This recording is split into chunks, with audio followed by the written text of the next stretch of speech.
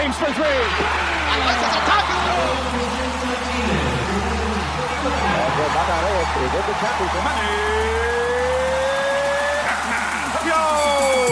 Puso at Lakas, Sports sa Pinas. Kasama sina Coach Jojo at Coach Janet Villa.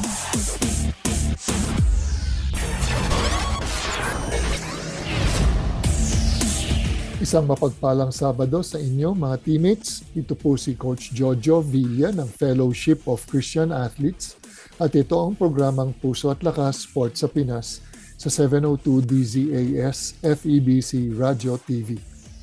Welcome sa mga teammates natin na nakikinig sa atin via DWAY 104.3 FM Care Radio sa Bicol, sa DXFE 1197 The Good News Radio sa Davao Region, sa DZRK 106.3 FM Radyo Kapit Bisig sa Palawan, and sa DXAS 1116 Your Community Radio sa Zamboanga.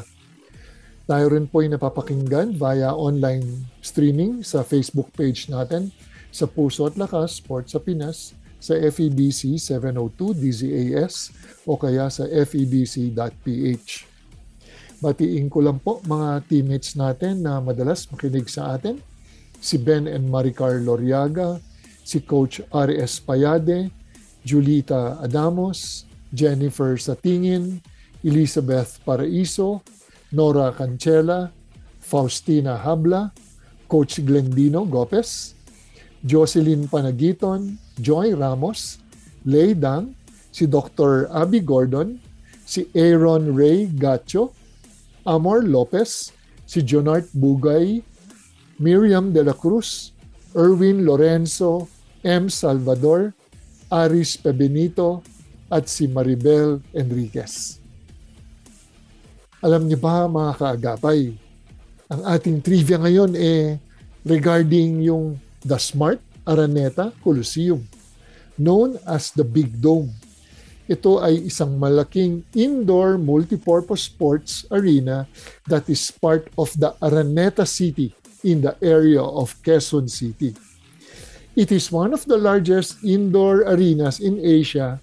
In fact, dati, they considered it the largest indoor coliseum dito nung Asia. Pero syempre, marami nang mas malaki doon. The dome measures approximately 108 meters, making it the largest dome in Asia during its opening in 1960. Until 2001, na siya ay nalagpasan ng Uita Stadium in Japan with a dome measuring 274 meters. Yung Smart Araneta Coliseum is mostly used for sports such as basketball. Hindi lang basketball, no? Nandun yung boxing, cockfighting, may mga local and international concerts, may mga circuses, may mga religious gatherings, and may mga beauty pageants. Doon rin minsan naglalaro ang NCAA at ang UAAP sa kanilang mga collegiate basketball games. Alam niyo ba ang history ng Araneta? Dahil sa isang visionary, si J. Amado Araneta, sabi niya parang may kulang, no? Dahil wala tayong malaking coliseum kung saan pwedeng manood ang mga Pilipino. And in 1952, si J. Amado Araneta purchased a 35-hectare Cubao property that is now known as Araneta City from Radio Communication of America or RCA. The property now includes yung kung nasaan yung ancestral home ng Araneta family, which is, alam mo, katabi ng EDSA, Aurora Boulevard, P. Tuason, and 15th Avenue. Ang centerpiece of the Araneta Center, syempre, yung Araneta Center din may complex siya dahil one-stop shopping. May dining and may entertainment experience. Meron din mga establishments near dito sa Araneta Coliseum or yung tinatawag kung saan yung Araneta City. Nandun yung Ali Mall, nandun yung New Frontier Cinema, and then nandun din yung Fiesta Carnival. Noong 1957, unang inumpisahan gawin to and natapos noong late 1959. And noong 1960 to 63, it is considered the biggest covered coliseum in the world. Alam mo, it opened noong March 16, 1960 with the Filipino boxer, si Gabriel Flash Elorde. Nakipagsuntukan siya versus American Harold Gomez.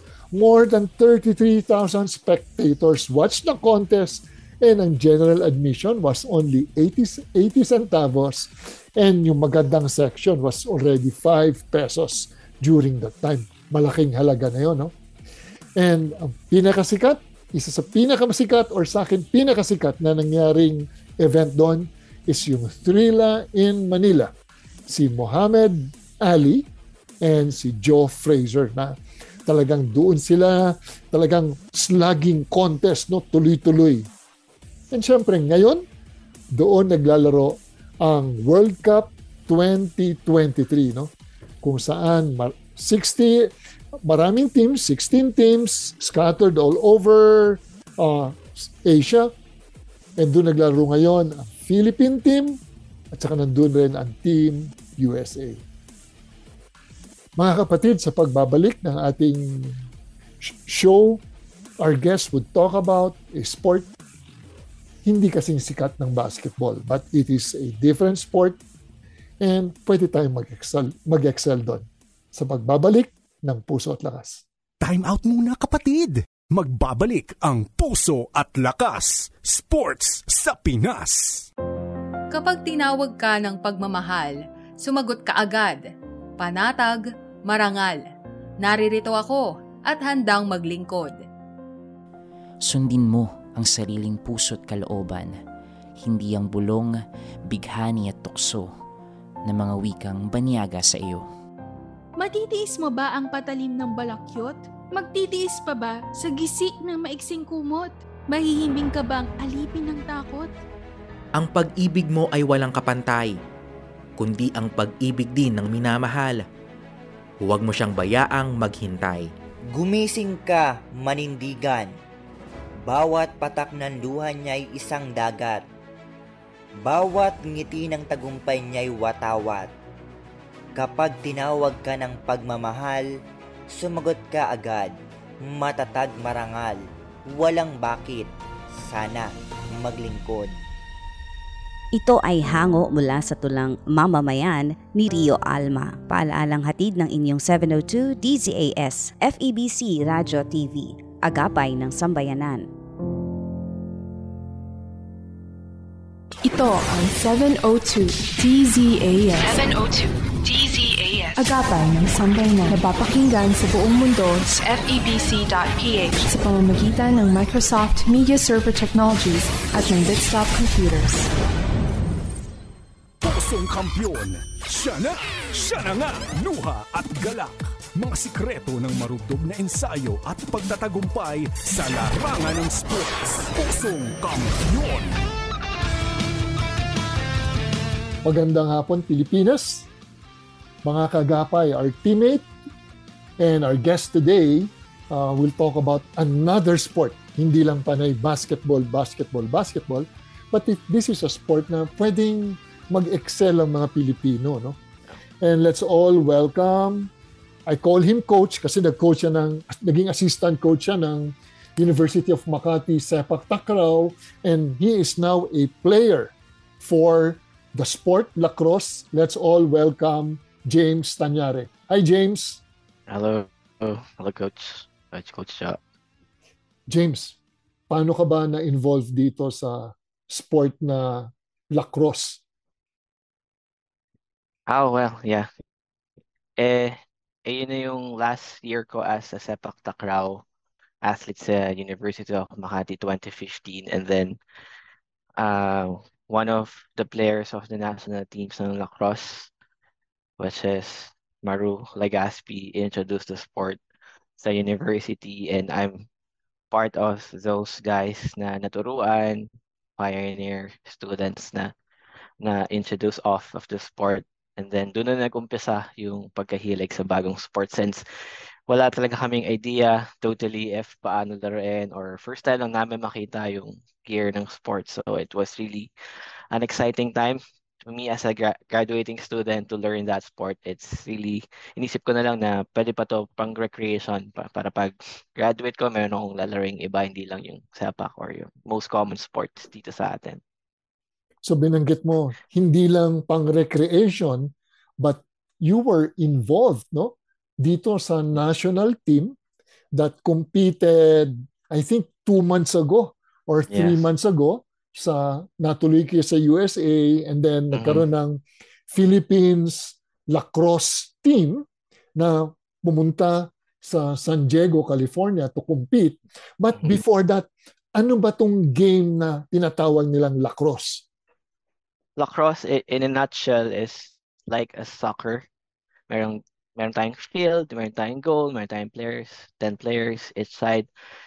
It's just that gumagamit tayo ng lacrosse stick and lacrosse ball to really pass, catch, and shoot the ball to the goal.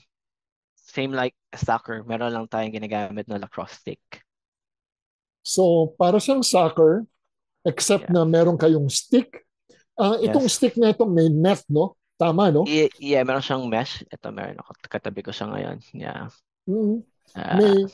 May mesh siya, may net para pangsalo, and at the Yes. same time, you can also use it to propel the ball to Yes. score.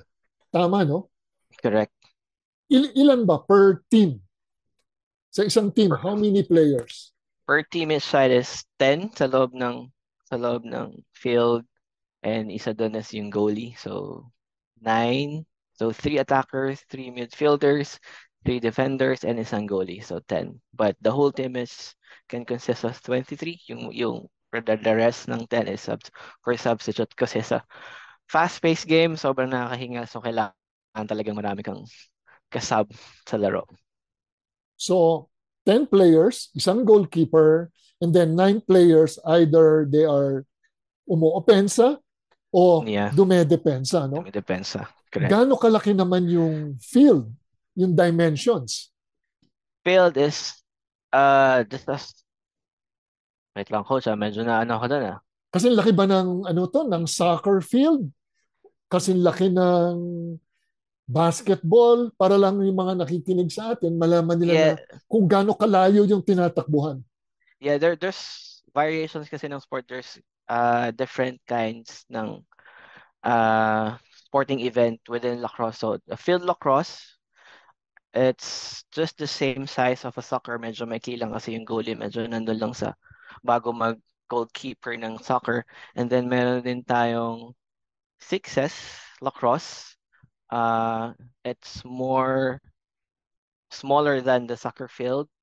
And then meron din tayong box lacrosse na parang ginagamit nila is mostly yung hockey na court or field. So different sizes for different categories or different events lacrosse.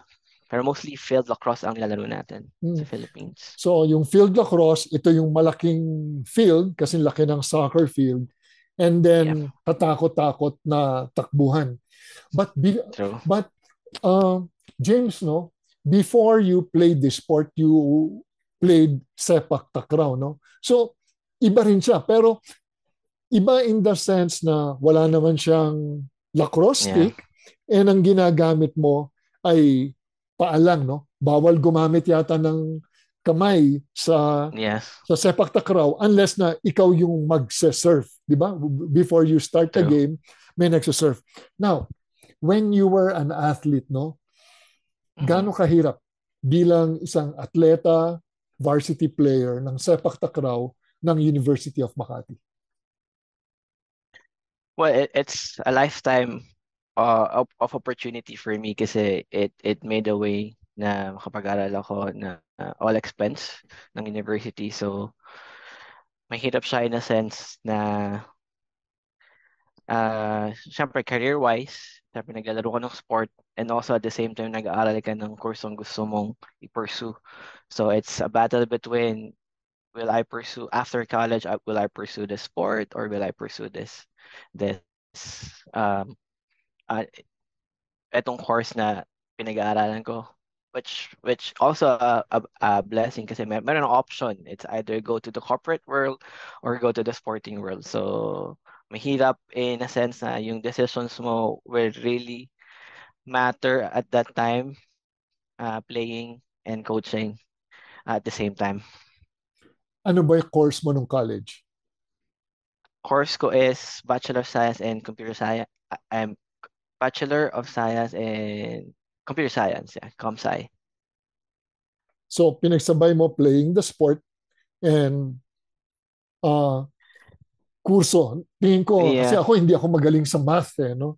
So, panay math, pag sinabing computer science, the thing that comes to my mind is maraming mathematics, no?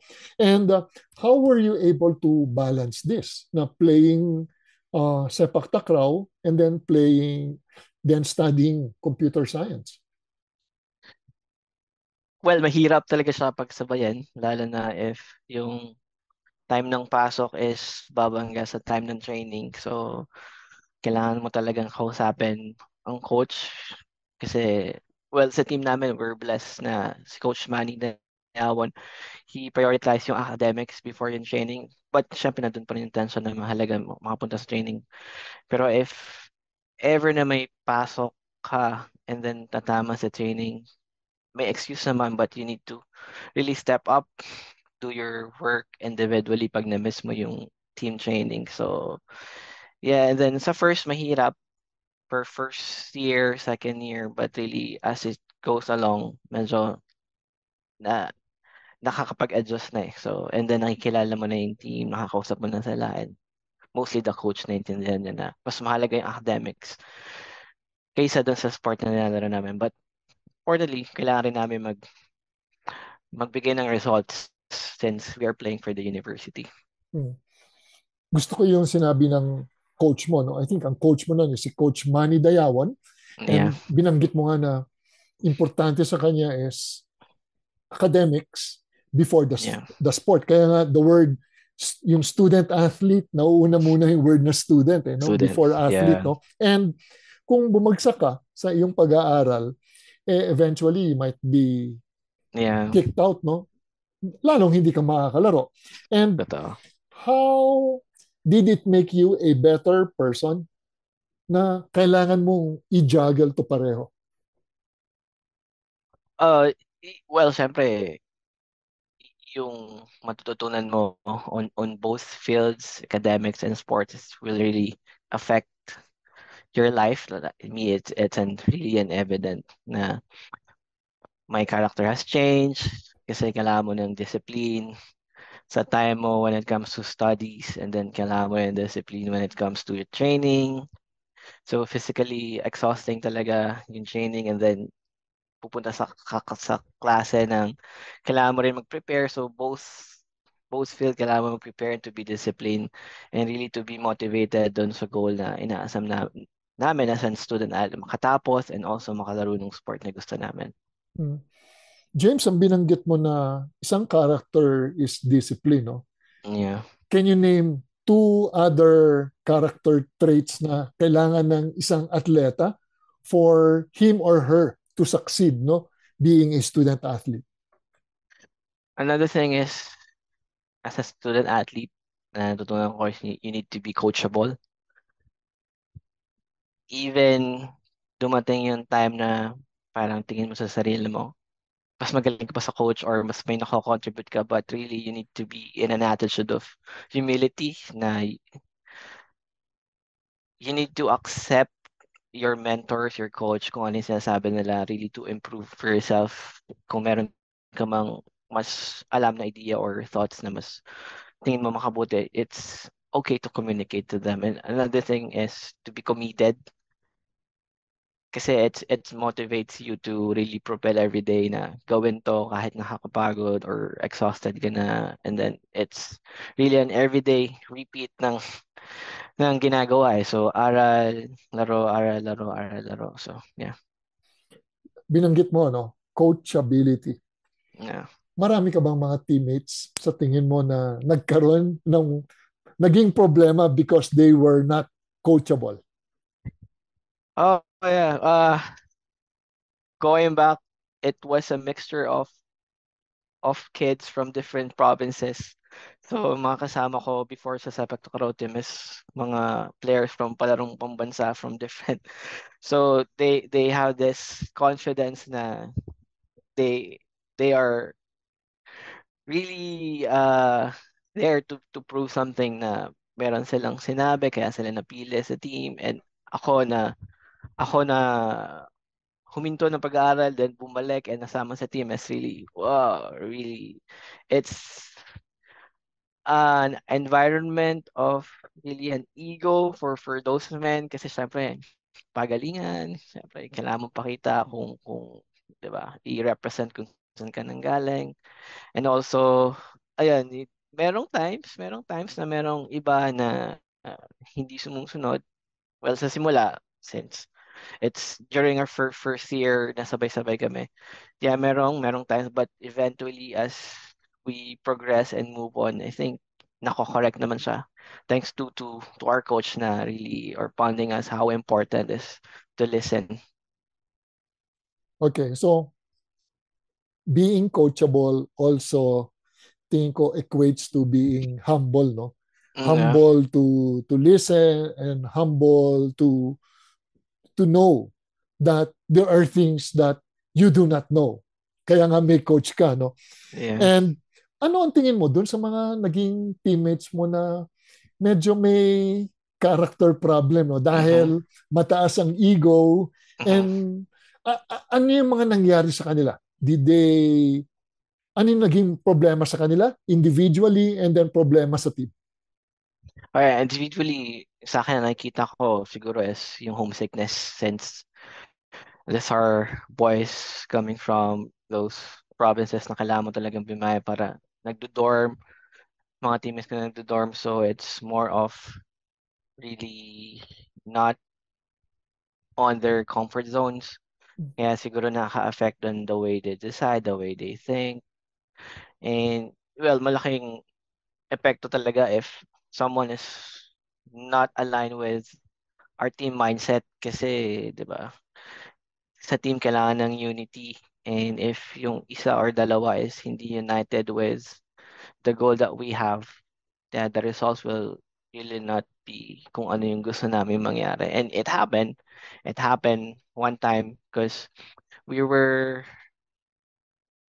always winning games doon sa liga na sinasalihan namin all throughout first year, second year, and then come third year, doon lang kami naka-receive ng una naming talo within our span dun sa college. We got only the second place.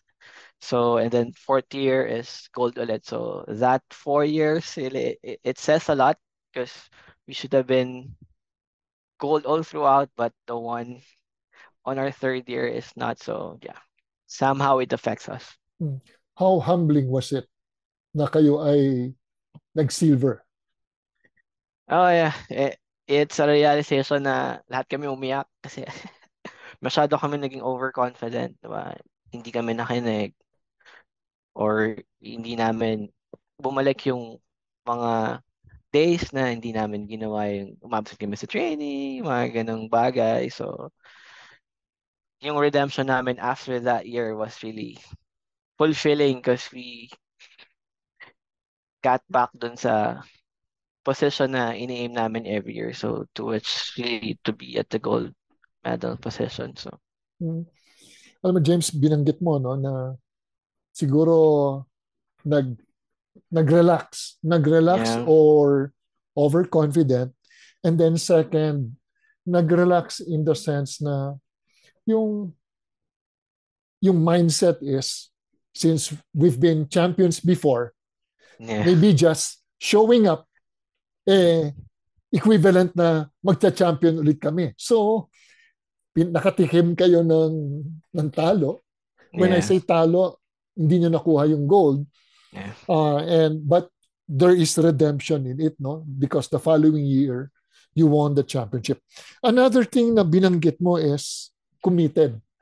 Or I could say, in other words, na passion. Because of your passion for the sport, you love it, then you are committed to work very hard or to be the best that you can be as long as you are part of that team. So, may mga players ka ba na naging teammates na from the very start, hindi committed? But eventually, kailangan maging committed kasi they are going to be booted off the team. Yeah, it's hard to tell. Yeah, pero sa experience ko naman on that team, yeah, committed naman. Sometimes may mga pasaway lang na, di ba, gustong gawin yung gustong umuwi, di ba, ma-miss yung training, but we understand those kind of situation. But yeah, I've been blessed na committed sila. That's why yung redemption story namin was really heart fulfilling. So sobrang, yeah.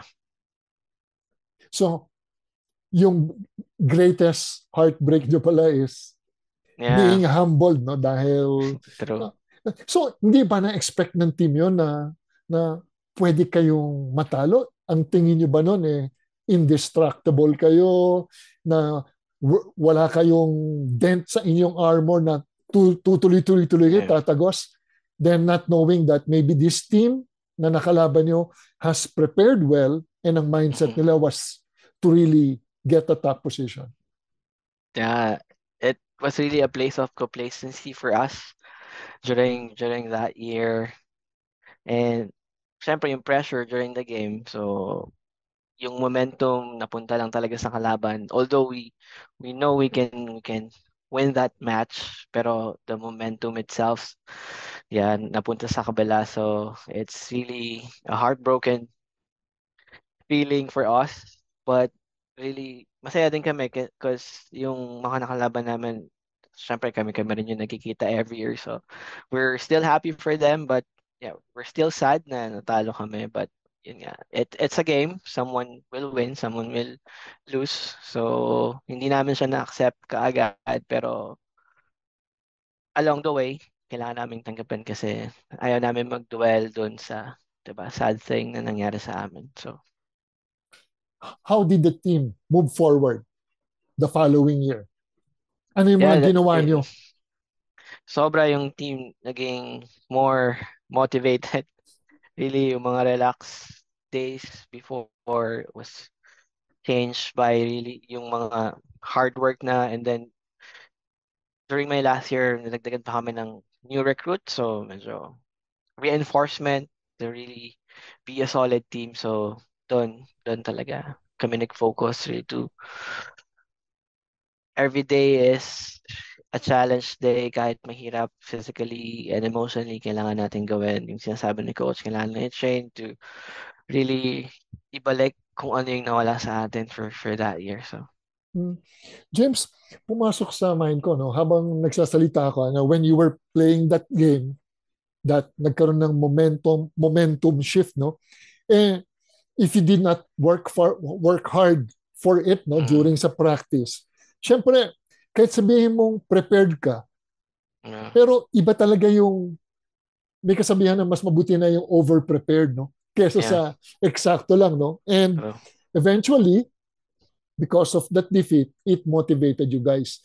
Did you use that motivation every day to remind your teammates na binanggit nyo ba na hindi pa tayo nadala sa mga inubos nating luha doon sa dugout? Did you talk about it during the succeeding days before yung redemption? Yeah, every day after that, pagbalik sa training, kasi meron kami laging huddle every start of the game. I mean, every start of the training, and then after training, na gusto natin, ayaw na nating balikan yung emotions natin during that time kasi sobrang, diba? We were expected to be on top, but di natin na-deliver. So we might as well work on that today so that tomorrow we can get that back again. Maganda minsan kasi yung no, yung natitikman mo yung sarili mong dugo. Na, yung kasabihan na tawag nito, if you are punched in the mouth, di ba? Pag natikman mo yung dugo, mas tatapang ka, no? And pwedeng mag-backfire yun na, you can run away or you can fight back. When I say fight back, when you go to practice, yung mindset mo is you are going to prepare hard than before, no? How did this help you as as an athlete for dito sa corporate life na ikaw ay nagtatrabaho na? Well, it really made a huge impact sa life ko nung naging student athlete ako. Doon ko na-experience first hand yung leadership. Kasi as a person, gusto ko tahimik lang ako, may sariling mundo, parang ganun lang na kung tatawagin mo ako, sasagot ako. But really, you need to step up sa buhay. Mostly, if a man should really stand up for his pack. So, yung leadership na nakuha ko within the team helps me boost yung confidence ko when leading na corporately because I also handled a team sa corporate world, which I also really, even sa coach, mostly guide them really to do our work, kung paano, syempre yung mga bago, yung mga nagtuturo sa kanila. So, it's really a huge help having that experience to really work on those people na iba-iba yung ugali, paano ka mag-respond, so do not react but respond to this kind of situation. So, yeah, doon talaga siya nabuo yung confidence to lead people. Yeah. James, you talk about leadership, no? Malamang on your last year, malamang ikaw na ang naging leader ng team mo. Yeah. Nakatulong ba? How hard was it to be leader of your team and eventually be leader of your team sa corporate world? Let's talk about being the leader or captain of your last year dito sa Sepak Takraw. Last year, yeah, it was really passing the baton na eh. Kasi kailangan mo nang ipasa kung ano yung matutunan mo kasi hindi naman forever nasa team ka lang. Kailangan mo na ipasa dun sa next na hawak ng baton. So, yung last year ko kasi is lagpas na yung age ko for the tournament. So, I was elevated to coach na. So, to assist coach man na. So, I was the assistant coach na back then. And then I have to give the captain ball to another player. So, pero kasama pa rin ako doon sa team na pumunta kami ng Mindoro to really ibalik sa amin yung that was my last year and diba, tumayo pa kami sa malayang lugar para maglaro ng sport. So, ayun, sa una parang hirap bitawan kasi parang nasanay ka na, but really, we need to be humble na hindi lang tayo yung magiging leader dun sa team or sa life natin. We need to really raise up more leaders to be leaders as well. Kasi just passing the baton eh. Hindi naman tayo lahat forever magstay sa kung ano yung situation natin ngayon. So, whichever way na puntahan natin, we can really start anew, diba? Be a member, and then elevate, be a leader, and then if you're a leader, pass the baton again to someone na can lead din kasi hindi tayo sa lahat ng aspect magiging magaling. There's always someone na magiging magaling sa atin. But yun nga, hindi siya hindrance really to pass or to be insecure. But really it's a teamwork talaga to really build up more leaders. Yes, alam mo, hindi talaga tatagal na magiging estudyante ka forever, no? Eventually, you are going to graduate. And how many years lang, no? Being a college student, no? James, you can only be a college student or a varsity player for maximum 5 years. You can play 4 years to 5 years. And eventually, you are going to pass on the baton. And gusto ko yung binanggit mo, to raise up more leaders. And then, wag ma-insecure. Kasi there will be always somebody who will be better than you, no? Bihira lang naman, isa lang naman si Michael Jordan, eh. No, nung panahon niya, siya na 'yon, 'di ba? But eventually there are players, younger ones, who are going to be faster, who are going to be quicker. And kung sila ay nasa team mo, you have to develop mo, no? To develop them. Now, James, meron bang story na you wanted to raise this teammate, but because ayaw niyang makinig, eventually he got lost in everything and eventually got booted out of the team? Meron ba tayong teammate na naging ganon? A couple sa amin, sa Vector Karaw team, meron din. Yeah, meron. But yeah, it's a consensus between me and syempre kay Coach Manny na really ang maganda lang doon is really we gave that team member a chance really to explain his side, but really kung hindi na nakakabuti sa team, much better the, diba, i-remove or replace na siya with another, because hindi natin na mapipilit talaga if ayaw sumunod. So yeah.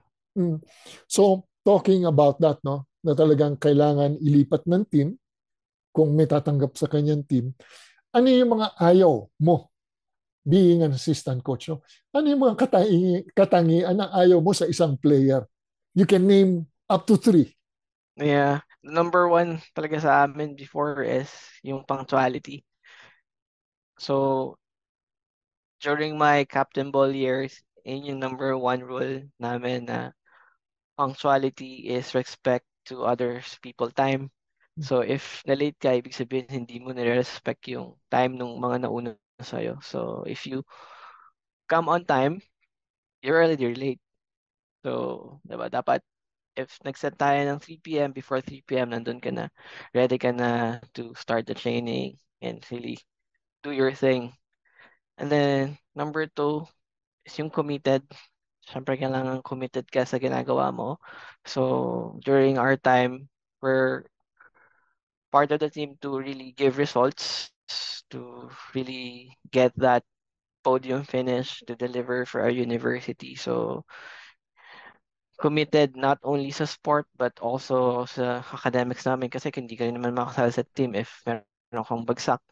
Masususpend ka rin to play. So, and then number 3 is, yeah, it's another characteristic na sinabi ko kanina, is coachable. Kasi kung hindi ka nakikinig, so it's really pride blocking that communication between us. So you need to be punctual, committed, and coachable.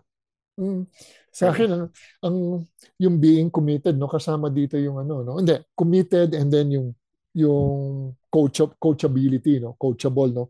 So ang kabaligtaran nun is selfish.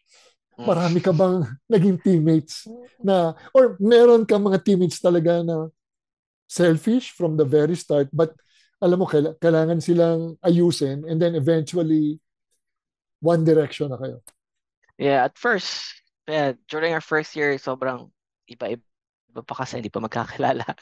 Meron talagang mga ganyang characters na lalabas, but really you need to say that we are a team here, we need to be united. Yung mga self-centeredness natin, kailangan nating iwan and i-build up yung character natin. But yeah, along the way, nabago naman siya. The key is communication. And if may nakikita kami as a coach or assistant coach na mali, good thing is pinapoint out namin siya. Diba?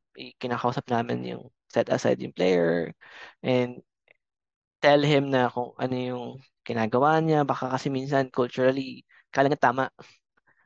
So kailangan siyang i-correct, diba, privately. So along the way, nakinig naman sila lahat. We had a good relationship between our alumni, team members, kahit ngayon na working na differently in a corporate job or some still playing, we still have that relationship na brotherhood. Also, since dumating yung chaplain and FCA on our team, it's really helped to really accept yung mga character development and then really seeking for truth, yung mga ganong level na. So it's not just the body, the mind, but also we work on our spirituality. So yeah, we're thankful. Also, we've been partners sa FCA because yeah, Mm.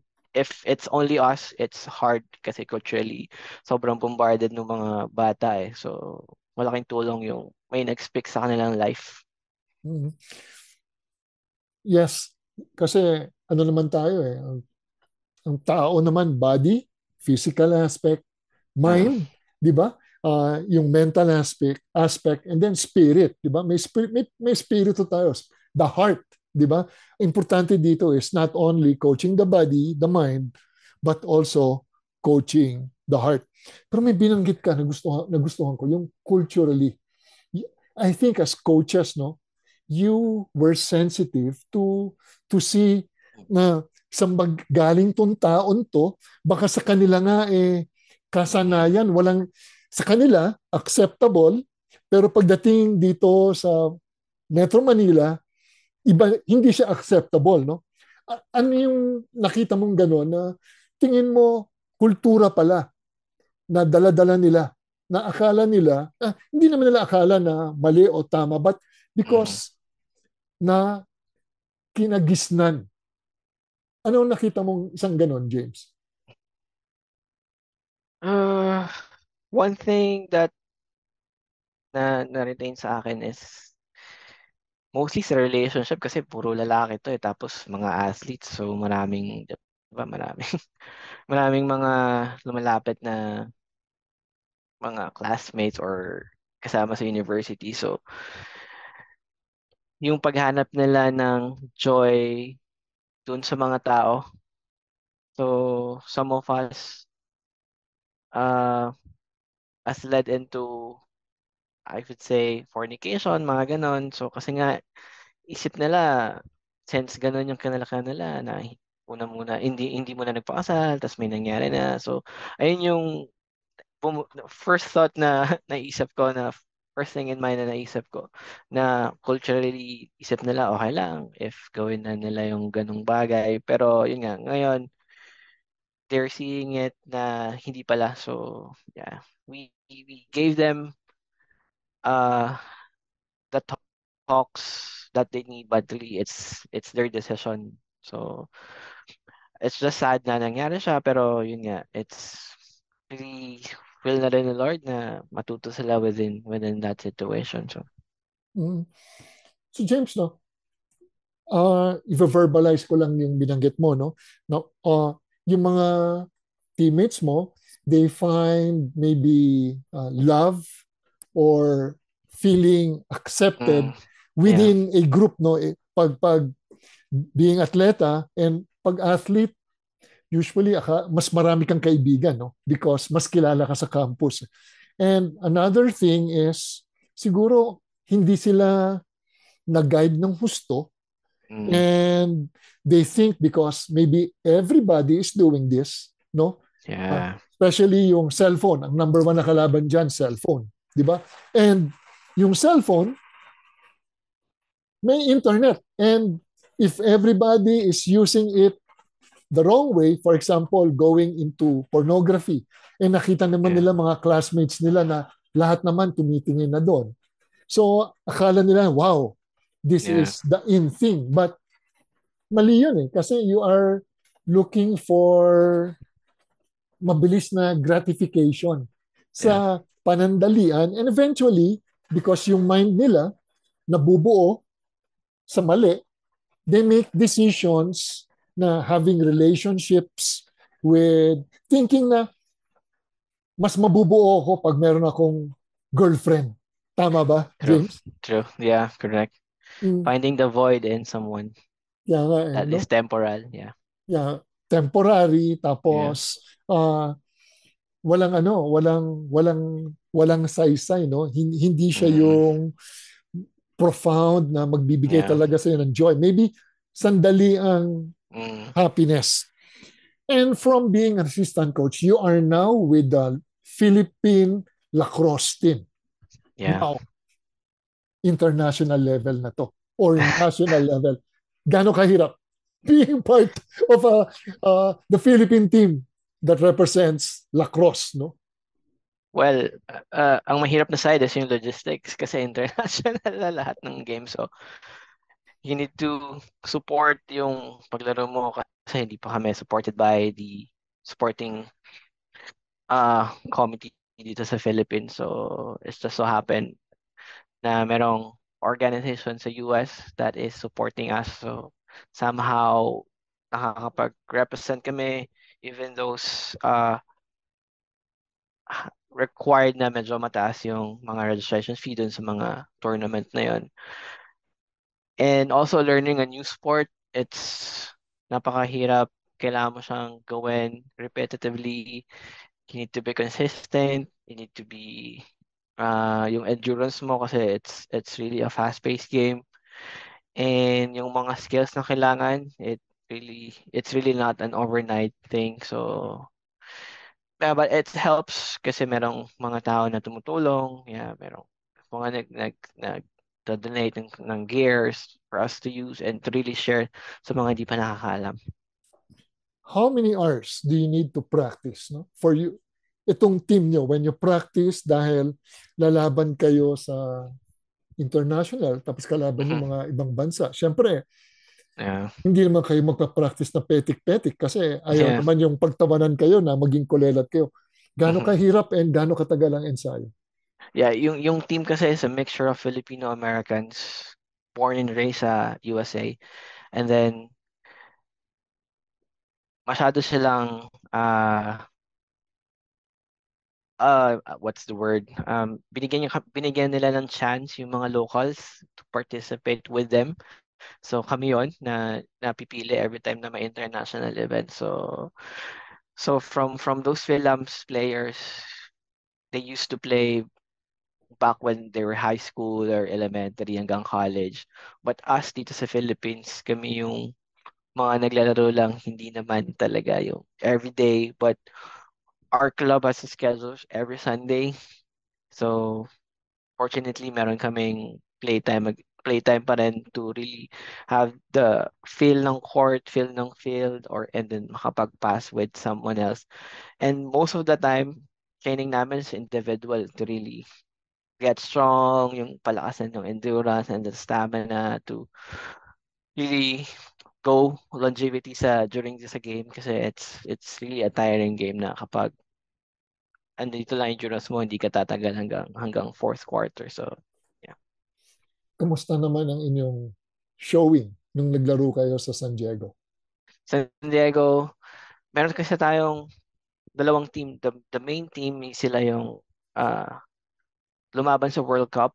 And then, this year, we were ranked 15. So, it's really not bad from the last part because we were top 10. But really, we can tell the sport is really growing sa iba pang country because yung mga iba na hindi pa na-develop ngayon, umakyat na sa ranking. And also, we have a good lineup for this year. It just so happened, medyo malalakas lang nakasama natin sa pool. So, at least, yeah, we still number 4 sa Asia, I think. Next to Japan, Australia, Hong Kong, and then we're fourth in the Asia, and then 15 in the world. It's a great achievement pa rin. But yung goal nga ng organization, Filipino Association, is really to introduce and continue to grow the sport here in the Philippine soil para yung next time na ipapadala natin is really full-blooded Filipinos. And syempre may tulong pa rin ng mga fellows, but really gusto natin na introduce na within Philippine soil yung sport na to.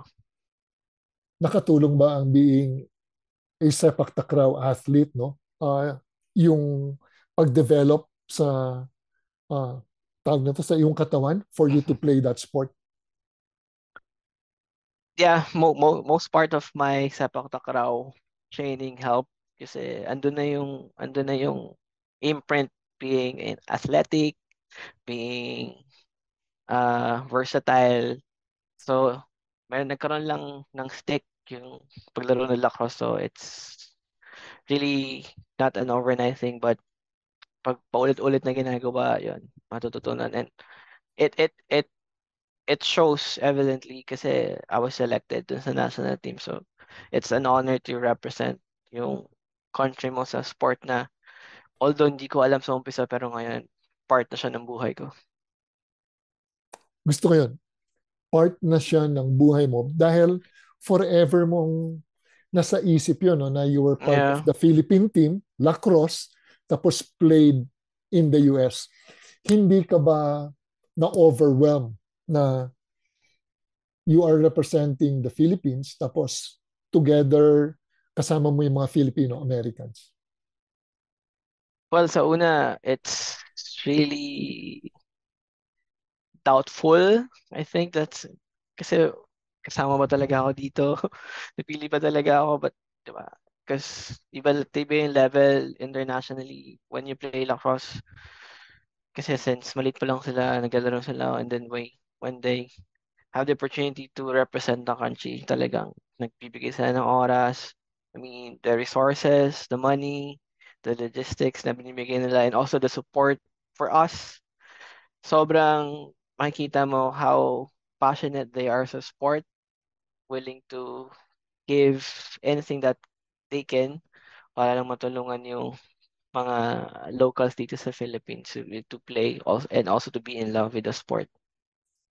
James, binanggit mo na naging doubtful. Saan ka naman kumuha ng lakas? Bumunot ng kumpiyansa so that you were able to overcome itong mga doubts mo?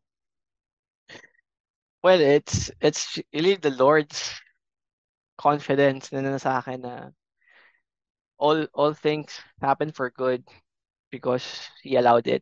So, even though may mga doubt ako sa sarili ko, but andun na ako eh. So, it might as well ipakita kung ano yung pinaghandaan ko, and these people who selected me, trusted me, and really showed yung passion nila is ipapasa nila sa akin for me to really pass then yung mga next generation lacrosse players dito sa atin.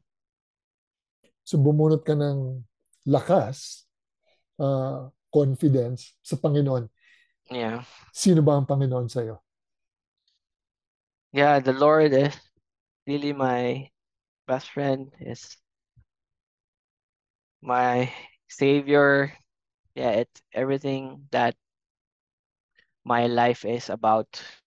Ang purpose ko is really to glorify Him in whatever I do, even sa corporate man yan, sa sepak man yan, or sa lacrosse man yan. It's really a demonstration and proclamation of how good He is over my life, not only for me, but what's He has for all of us. Mabuti kilala mo, James, si Jesus, no? Sabi nga na I am the way, the truth, and the life. No one comes to the Father except through me. And He is the image of the invisible God, no? And malaking tulong na ang mga atleta, meron silang sinasandalan na pader, no? Kasi pag wala silang sinasandalan na pader, malamang madali silang bumigay o madali silang magiba. Were there times na because of the sport, no, yung pressure of winning, were there times na gusto mo nang bumigay, and then how did God help you during those times? A lot of times kasi nga you need to perform and you need to do yung mga na-expect sa'yo alongside doon sa mga top level na kakampi mo na, 'di ba? Sobrang yung skill is so far different from me. So, there's a time really na pinabalik-balikan ko bakit hindi ko ginawa to because I'm still working in a corporate job. So, the time management really is, 'di ba, pagkakasyahin mo, you need to go to work, you need to go to the gym, you need to play the sport. But really, yung mga nangyayari sa akin, I truly understand na hindi siya aksidente, na hindi lang siya by chance, na yung mga opportunity that open is really part of God's plan for me. Because kaya as a student athlete before, one of the greatest dream that we could have is really to represent the country. Hindi ko man siya nakuha sa sepak takraw, but the Lord make the way it to happen sa lacrosse. So it's really him making this for me. So alam niya yung desires ko, so binibigay niya lang sa akin ito. Alam niya yung desires mo. Totoo yun no? Yeah. Sabi nga nila is we should just trust in the Lord, do everything for Him, surrender, and He will eventually give the desires of our hearts in accordance to His will. Diba? Yeah. Kung will niya yun. Kasi kung gusto mo naman maging tawag nito, astronaut, pero hindi ka naman karapat-dapat. But because you were a sepak takraw player and eventually nasa field ka ng sport, and I think the Lord honored your prayer and your heart na alam niya na si James would really be satisfied with this gift that I am giving you, no? I just like to share this verse ayo, no? Dito sa Psalm 23. Kasi binabanggit mo na, alam mo, it is only the Lord who did this to you, no? And it is only by the grace of God and by God's power that you were able to overcome kung ano yung mga trials, no? Dito sa sporting world. Even yung frustration of losing, no? Being second place kasi medyo pumasok yung hangin sa ulo, may konting complacency. Hindi nga konti, talagang nagkaroon ng complacency and kayabangan. But here, dito sa Psalm 23 verses 1 to 3, sabi dito, the Lord is my shepherd.